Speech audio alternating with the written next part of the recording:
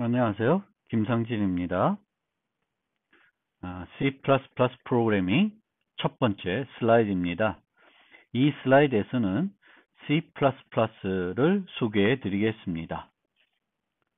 먼저 C++ 역사와 특징을 살펴보고 Hello World라는 간단한 프로그램을 통해 C++ 소스 파일의 구조와 컴파일과 실행하는 방법, 기본적인 문법, 그리고 기본적인 입출력하는 방법을 설명해 드리겠습니다.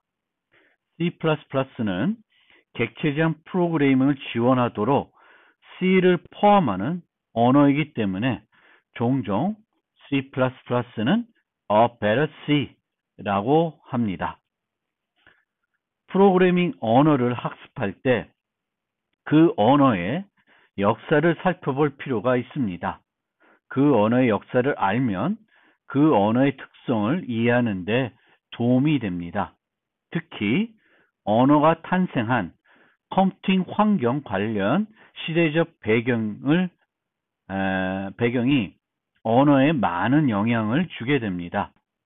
또 한 언어로 작성된 소스는 계속 유효해야 하기 때문에 언어의 초기 특성이 바뀌는 것은 어렵습니다.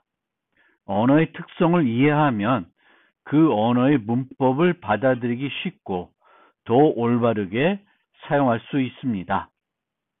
C++는 C를 확정한 언어이기 때문에 C의 역사부터 간단하게 살펴보겠습니다.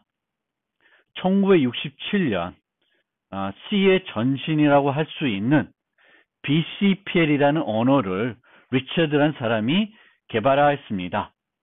이 사람이 이 언어를 개발하게 된 이유는 운영체제와 컴파일러를 효과적으로 개발하기 위한 언어가 필요했기 때문입니다. 여기서 이 당시의 시대적 배경, 환경, 시대적 특성을 우리가 조금 생각해 볼 필요가 있습니다. 이때는 컴퓨팅 환경이 각 집에, 가정에 PC가 있던 그런 시대는 아니었습니다. 컴퓨터들은 아주 특별한 기관에만 존재했었고 그 덩치도 어마어마하게 컸습니다. 따라서 그 당시에는 컴퓨터에 돌아가는 응용을 만드는 것이 가장 중요했던 시기가 아니라 좀 더 효과적인 컴퓨팅 환경을 만드는 것이 중요했습니다. 즉 운영체제를 개발하는 것이 대단히 중요한 일이었습니다. 더 효과적인 운영체제, 더 효율적인 운영체제를 만드는 것이 중요했고 그런 운영체제를 만들려고 하면 그 운영체제를 만들기 위한 언어가 필요한 거죠. 물론 BCPL이라는 언어 이전에도 프로그램을 개발하기 위한 언어들이 있었겠지만 어셈블러 수준이었습니다. 대단히 기계어와 가까운 그런 프로그래밍 언어였다는 거죠. 프로그래머들이 사용하기 대단히 불편한 언어였습니다. 따라서 좀 더 편안한 언어를 가지고 이 운영체제를 개발하기 위해서 프로그래밍 언어들을 발전시켜 온 것이죠. 그래서 결국은 탄생한 것이 C라는 언어라고 생각하시면 되겠습니다. BCPL이 있었고 그 다음에 B라는 언어가 만들어졌고 그 B를 개선해서 C를 만들게 되었습니다. 그래서 이 C라는 용어, 왜 C라는 이름을 갖게 됐냐 하면 그 C가 뭘 확정한 언어냐면 B라는 언어를 확정한 언어입니다. 그래서 BCPL이라는 언어가 있었고 그걸 확정해서 B가 있었고 그 B를 확장했기 때문에 C 언어가 C라는 이름을 가지게 되었습니다. 그리고 이 C도 결국 목적은 운영체제를 개발하는 것에 있었습니다. 그리고 이 운영체제가 개발이 되고 나면 그 다음에 뭐가 필요하냐면 그 운영체제 위에서 돌아갈 응용들이 필요하게 되겠고, 그 응용을 개발할 때도 여전히 뭘 사용했냐면 C 언어를 사용하게 되었습니다. 그래서 이 C 언어가 가장 대중적인, 가장 퍼플러한 언어가 된 것입니다. 즉, 유닉스가 가장 운영체제의 중심이 되었고, 그 운영체제 위에 돌아갈 응용들이 필요했고, 그 응용을 C 언어로 개발했기 때문에 C 언어가 매우 중요한 언어가 되었습니다. C 언어는 72년도에 개발이 됐는데 첫 미국 표준 NCC라고 하는 것이 83년도에 제정이 되었습니다. 그리고 국제 표준은 1989년도에 처음으로 제정이 되었습니다. 여기서 또 우리가 좀 생각해 봐야 될 것이 뭐냐면, 프로그래밍 언어는 초기에는 70년대에는 표준화에 대한 필요성을 느끼지 못하고 있었습니다. 하지만 표준화 없이 언어가 발전하면 서로 호환되지 않는 여러 버전이 만들어지게 됩니다. 이렇게 되면 한 컴파일러에서 잘 번역되는 소스가 다른 컴파일러에서는 번역이 안 되는 문제가 생깁니다. 따라서 표준을 준수하는 소스를 만들면 컴파일러와 무관하게 항상 잘 번역이 되는 소스를 만들 수 있습니다. 이 때문에 지금은 언어의 표준화가 당연한 것으로 받아들여지고 있습니다. 물론 C and C++와 달리 자바와 같은 언어는 특정 기업이 소유한 프로그래밍 언어이기 때문에 국제기구에 의한 표준화는 필요 없습니다. 하지만 C나 C++는 어떤 기업의 소유가 아니기 때문에 이렇게 국제기구에 의한 표준화가 진행이 되고 있습니다. C는 현재 C17이 가장 최신 표준이지만 C90 이후 여러 버전이 있지만 그 버전에서 언어적인 문법 측면에서 큰 변화가 없었습니다. 따라서 우리가 알고 있는 이 C 언어가 어떤 표준을 준수하는 건지 그렇게 중요하게 고려되고 있지는 않습니다. C++는 1979년에 버전 스트랍스라는 박사과정 학생이 C 언어를 객체 지향을 지원할 수 있도록 개선을 해보자라는 개인적인 프로젝트를 박사과정할 때 시작을 했습니다. 그리고 이 개인적인 프로젝트를 버전 스트라우스가 학위를 받고 AT&T 벨랩에 입사를 해서 근무하면서도 계속 이 프로젝트를 진행을 했습니다. 그리고 결국 1983년도에 C++라는 고급 프로그래밍 언어를 완료해서 발표를 했습니다. 그리고 85년도에 The C++ Programming Language라는 책을 출시하였고, 이 책이 초기 C++ 언어의 표준 역할을 하였습니다. 컴파일러 회사들은 이 책을 기준으로 컴파일러들을 만들었습니다. 그리고 이 C++ 언어의 개선은 주로 버전 스트랍스에 의해서 주도가 되었습니다. 그래서 89년도에 C++ 2.0이 발표되었고 91년도에 2판이 출시됐습니다. 그리고 98년도에 그 뒤로 한 10년이 지난 후에 C++98이라고 하는 첫 국제 공식 표준이 발표가 되었습니다. 이때부터는 버전 스트라우스 혼자 C++를 개선하는 것이 아니라 여러 그 학자 또 개발자들이 모여서 토론을 하고 해서 또 커뮤니티들의 개발자들의 요구를 받아들여 가지고 개선을 진행을 하였습니다. 그리고 2003년도에 두 번째 표준인 C++03이 발표가 되었습니다. 언어가 이렇게 버전 업, 새 버전이 나오면 언어 자체에 문법적인 기능이 추가될 수도 있고요. 아니면 추가 없이 그 언어가 기본적으로 제공하는 시스템 라이브러리가 있는데 이 시스템 라이브러리를 확장할 수도 있습니다. 그래서 우리가 새로운 어떤 언어의 새 버전이 출시가 되면, 발표가 되면 언어에는 어떤 변화가 있는지, 또 표준 라이브러리에는 어떤 요소들이 추가됐는지 살펴볼 필요가 있습니다. 그러면 지금 현재의 C++의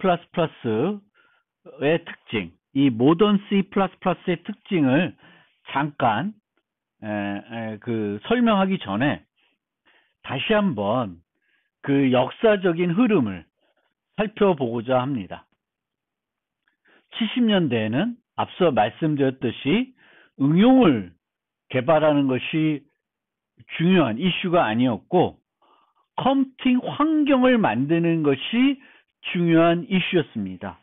하드웨어적인 측면에서도 또 이 하드웨어를 구동하는 운영체제 측면에서도 이 운영체제를 개발하는 것이 가장 중요한 일이었습니다. 그래서 70년대에는 유닉스를 중심으로 운영체제가 발전을 했고 지금도 서버급 컴퓨터들에서는 여전히 유닉스, 또 유닉스가 PC용 CPU에서 돌아가는 리눅스가 가장 많이 사용이 되고 있는 운영체제가 되겠습니다. 그래서 이 유닉스를 C 언어로 개발했고 이 유닉스 위에 돌아가는 응용들도 C 언어를 이용해서 개발이 되었습니다. 따라서 C 언어가 상당히 중요한 업계나 학계에서 가장 널리 사용이 되는 언어가 C 언어였습니다. 그러면서 80년대 오면서 70년대 후반부터 PC라는 개념이 생겼습니다.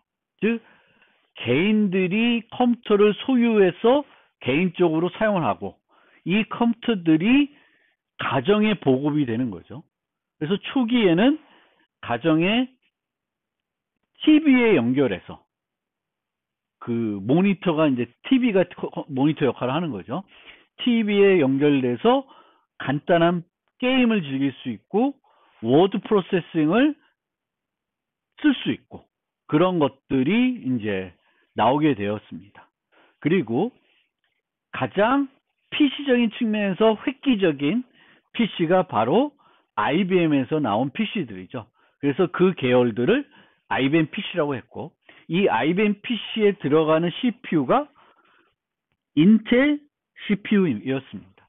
그래서 그것이 이제 가정에 보급되는 PC의 기본이 된 거죠.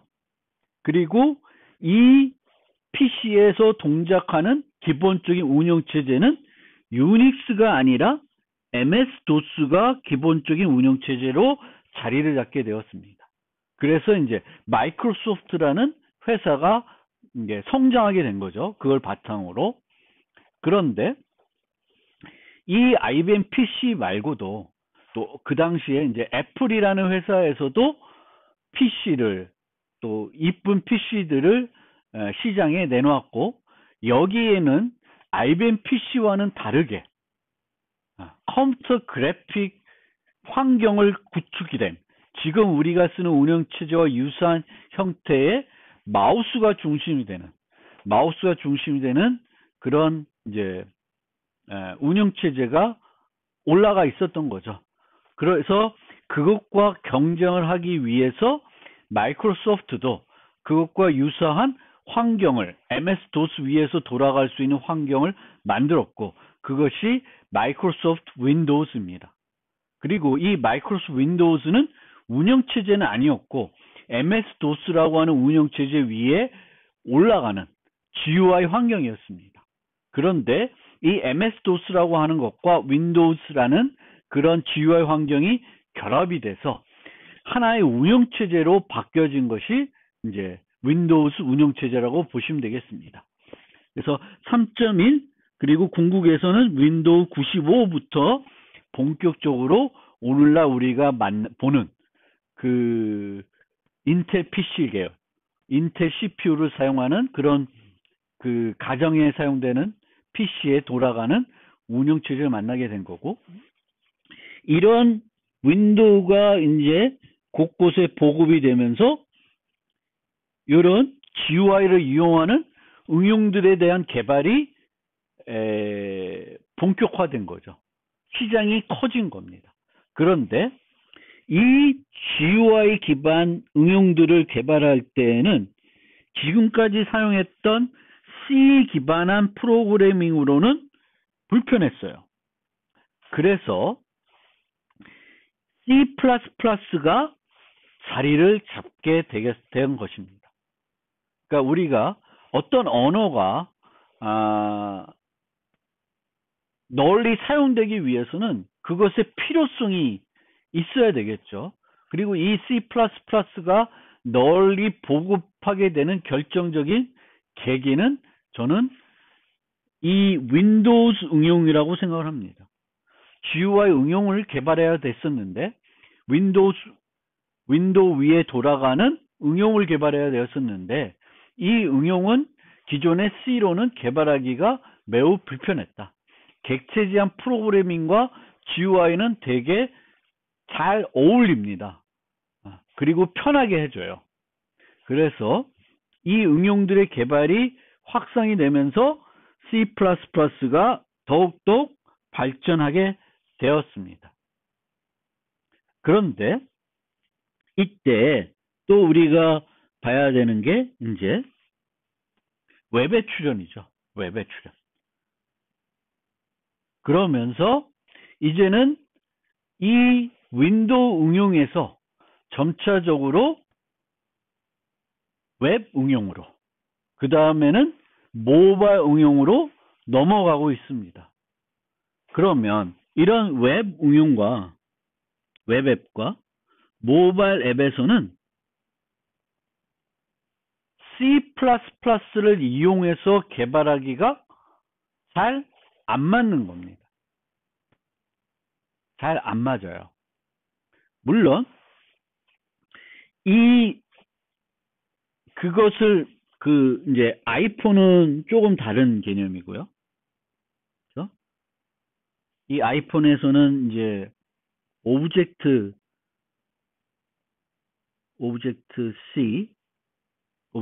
C라고 하는 이제 애플에서 사용하는 그런 언어, C++와 유사한 언어죠. 그 언어를 객체지향 언어인데 이 언어를 사용해서 개발을 했을 것이고, 이 안드로이드는 이제 자바 기반으로 API를 제공했습니다. 그래서 C++의 설 자리가 점점 퇴색해지는 거예요. 그래서 이 C++의 니드가 점점 줄어드니까 이제 C++ 커뮤니티에서는 뭔가 C++를 계속 유지 발전하고 싶은 필요성을 느끼게 된 거고, 그것 때문에 이제 모던 C++라는 움직임이 나타나게 되었습니다. 그래서 이 C++ 커뮤니티에서는 6년 주기로 버전업을 하기로 했다. 그리고 그 6년 주기 사이에 3년마다 마이너 버전을 발표하기로 했습니다. 그래서 얘가 메이저 버전이 되겠고, 이 메이저 버전을 약간 보완한 버전들을 3년마다 발표를 하는 거예요. 그래서 지금 가장 최신 버전은 C++20이 되겠습니다. 이 수업에서는 주로 여기까지 좀 설명을 드리려고 합니다. 이번 학기에는 C+17까지의 내용을 바탕으로 C++를 소개를 해드리려고 그래요. 말씀드렸듯이 이제는 이제 C++가 많이 활용될 여지가 많이 줄어든 거예요. 지금은 이런 윈도우 응용도 GUI 응용도 개발을 많이 하지 않고, 또 이 GUI 응용을 개발할 때도 꼭 C++를 사용할 필요는 없는 거예요. 이제 C# 같은 걸 쓸 수도 있는 거고요. 또 자바를 쓸 수도 있는 거고, 그런 변화가 왔습니다. 물론 이제 리눅스 또 서버단에서 효율성이 매우 필요한 그것들은 또 이런 시스템 소프트웨어들, 이런 것들은 여전히 C++로 개발이 되지만, 일반 응용들은 우리가 많이 만드는, 우리가 접하는 일반 응용들은 굳이 C++로 요즘은 개발을 하지 않는 측면이 있다라는 것을 여러분들이 알아두시길 바라겠습니다. 이 슬라이드에 있는 내용은 이전 슬라이드에서 대부분 설명을 드렸습니다. 몇 가지만 다시 강조를 해드리겠습니다. C++는 현재 메이저 주기를 6년, 마이너 주기를 3년으로 해서 표준들을 발표하고 있다. 그리고 가장 최신 표준이 C++20입니다. 작년도에 작년도 12월 얼마 안 됐습니다. 발표된 C++20이 가장 최신 버전이다. 우리 수업에서는 17까지를 좀 강의를 해드리려고 합니다. 그리고 우리는 C++를 사용할 때는 내가 사용하고 있는 요소가 표준에 있는 요소인지 아닌지, 또 표준에서는 어떻게 정의가 되어 있는지 이해하고 사용하는 것이 필요합니다. 그래야지만 호환성, 이식성을 높일 수 있고요. 또 이런 프로그램 경시대회나 또는 어떤 그런 데서 이제 표준에만 사용하는 것만 사용할 수 있다라고 제한을 둘 수도 있습니다. 네, 이럴 때 어떤 것이 표준이고 어떤 것이 표준이 아닌지 모를 경우에는 또 여러 가지 문제가 될 수 있습니다. 그래서 표준에 정의된 요소만 가지고 프로그램을 하도록 우리는 노력할 필요가 있고요. 또 여러분들이 이렇게 버전업이 되면서 언어에 새 기능이 추가되고 라이브러리가 개선이 되는데, 이 내용들을 내가 계속 폴로업 해야 되냐, 알아야 되냐, 이제 그거에 대해서 궁금해 하실 수 있습니다.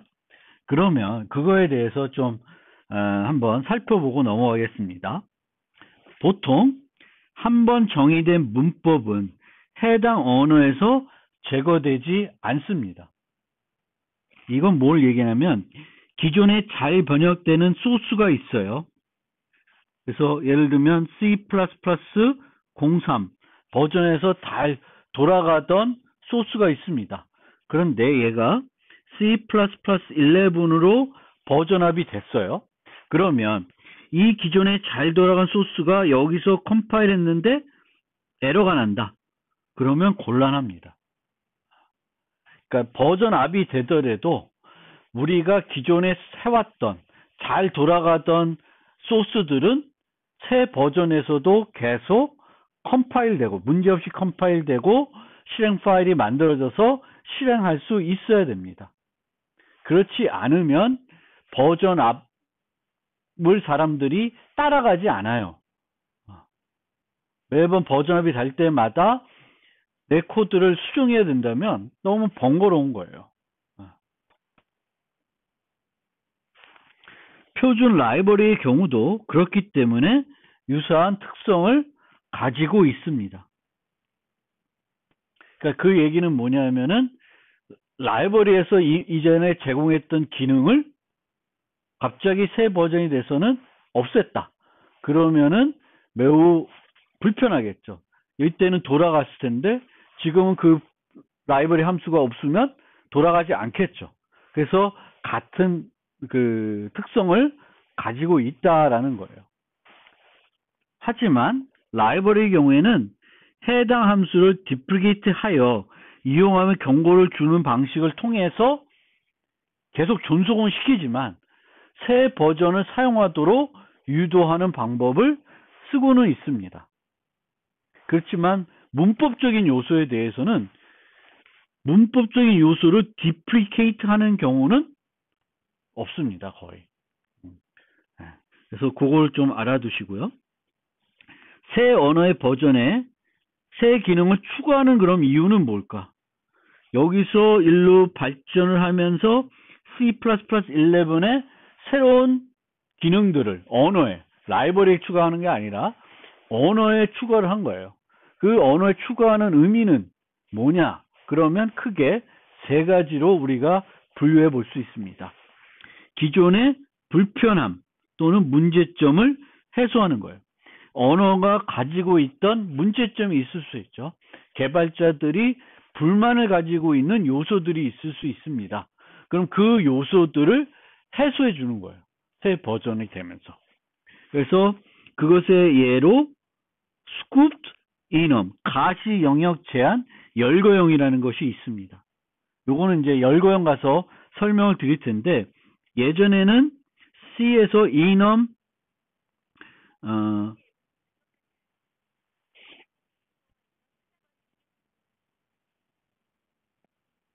direction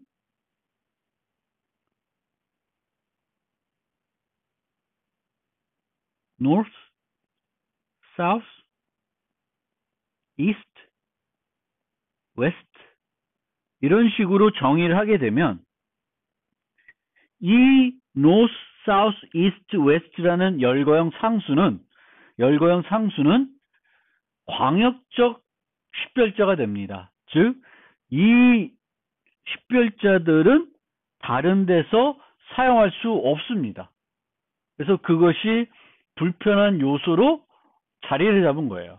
그래서 C++11에서는 요 사이에다가 class라는 키워드 또는 struct라는 키워드를 추가해가지고 이 열거형 상수들을 광역적 이름을 가지는 것이 아니라 요 열거형 안으로 제한시켜서 다른 데서도 원하면 north, south, east, west라는 식별자를 사용할 수 있도록 해주고 있습니다. 보다 자세한 거는 열거형 enum 설명드릴 때 다시 설명드리겠지만 요 scooped enum, 즉 요 enum과 enum의 이름 사이에 요걸 붙여가지고 요 이름들을 다른 데서도 사용할 수 있도록 해주는 것은 기존에 있었던 불편함 또는 문제점을 해소해주기 위해서 도입한 것이다 라는 거고요. 또 하나 그 기능을 추가하는 이유는 언어의 간결성을 향상시키기 위한 거예요. 좀 더 프로그램을 편리하게 할 수 있게끔 도입합니다. C++는 이 간결성을 되게 또 중요시 여깁니다. 효율성도 중요시 여기고 간결성도 중요시 여깁니다. 그래서 이런 오토라는 기능 같은 거, declare type 이런 것들은 컴파일러가 사용자를 프로그래머를 대신해서 타입을 유추해 가지고 사용할 수 있도록 해줍니다.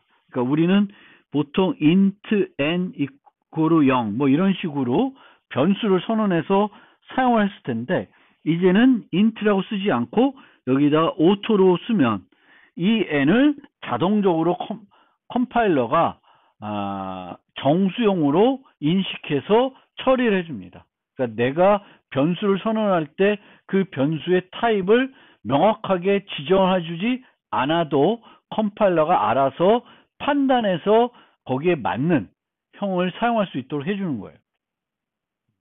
이런 측면이 있고요. 또 하나는 강건성을 향상하기 위한 요소. 오류를 줄여주기. 프로그래밍의 오류를 줄여주기 위해서 도입한다는 것입니다.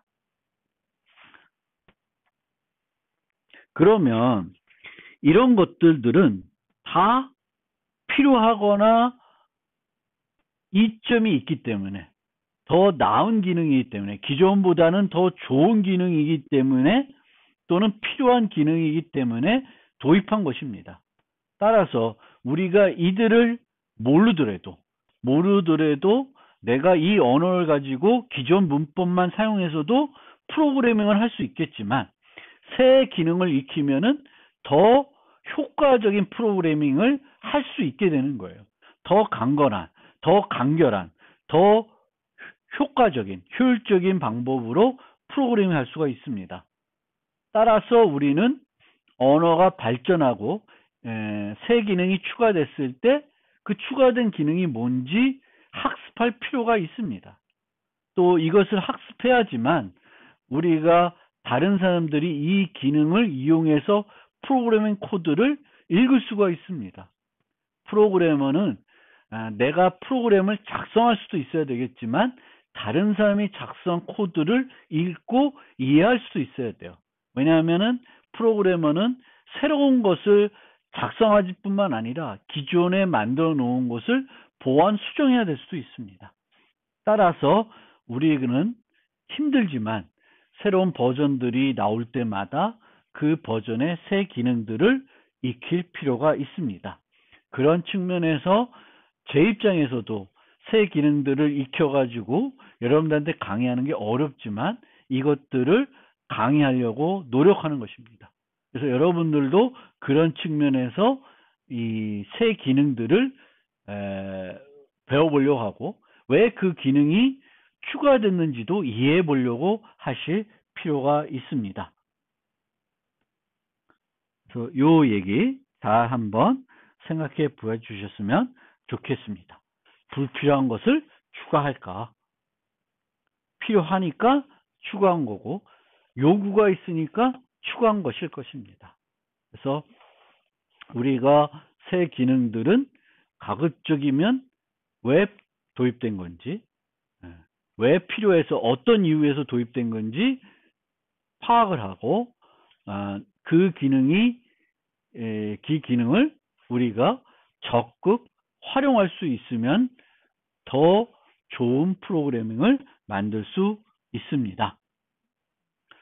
그러면 C++ 언어의 특징은 뭔지 간략하게 요약해 드리겠습니다. 첫 번째는 C와 호환이 돼야 된다는 전제로부터 출발하고 있습니다. 그래서 C++ 컴파일러는 C 소스를 번역할 수 있어야 되겠고 또 C와 동일한 방식으로 동작을 합니다. 즉 번역 방식이다. 컴파일러 방식. 컴파일해서 번역 목적 파일을 만들고 그 목적 파일들을 결합해 가지고 실행 파일을 만들어서 실행하는 방식입니다. 파이썬이나 자바하고는 좀 다른 방식을 하고 있고 C와 동일한 방식으로 돌아간다라는 거고요. 이렇게 C와 호환이 되어야 된다는 것이 들어있기 때문에 C에 존재하던 문법들을 다 가지고 있습니다. 조금은 나쁜 문법이더라도 가지고 있을 수밖에 없고 C++가 발전해 오면서 아까 말씀드린 것처럼 예전에 있었던 잘못 만들어진 문법들도 계속 가지고 있을 수밖에 없다라는 특징을 우리가 늘 기억해 둘 필요는 있습니다. 두 번째 중요한 특징은 객체 지향을 지원하는 겁니다. C++를 만든 가장 중요한 이유가 이거죠. 객체 지향입니다. C는 객체 지향을 지원하지 않았기 때문에 객체 지향 지원하도록 C를 확정한 언어가 C++입니다. 그런데 어떤 프로그램을 개발할 때 모든 요소를 객체 지향적으로 모델링해야 하는 것은 아닙니다. 객체 지향 모델링하여서 얻어지는 이득이 있는 경우에만 객체 지향으로 모델링해야 되겠고, 그렇지 않으면은 예전에 C처럼 함수만 정의해서 사용을 하면 됩니다. 그래서 요 점도 늘 꼭 기억해 두셨으면 좋겠습니다. C와 마찬가지로 저수준 프로그램을 지원하며 성능 측면에서 매우 우수합니다. 이것이 이점이고요. 이런 이점들 때문에 여전히 지금도 시스템 소프트웨어나 중요한 응용들을 개발할 때 C++ 언어로 개발이 되고 있습니다. 크롬이라는 브라우저, PC에 도한 브라우저, 이런 것들은 뭘로 개발했어요? 다 C++ 언어로 개발이 되어 있습니다. 리눅스에서 돌아가는 시스템 소프트웨어들 C로 개발되어 있을 수 있는데 대부분은 제 생각에는 C++로 개발이 되어 있을 겁니다. 최신 응용들은. 그래서 여전히 뭐 아예 용도가 없는 언어는 아닌 거죠. C++가. 복잡한 문법을 가지고 있습니다. 강건성보다는 효율을 중시하고요. 또 오용될 수 있는 기능이라도 유용할 수 있는 기능이면 도입하는 그런 특징을 갖고 있습니다. 자바는 이와 반대예요.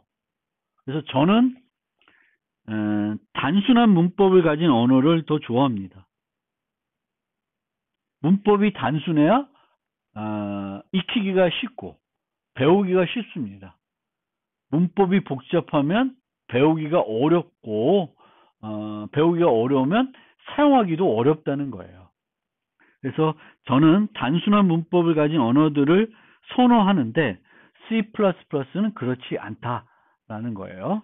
그래서 복잡한 문법을 가지고 있다. 뭐 연산자를 재정의하는 등 그런 복잡한 문법을 가지고 있습니다.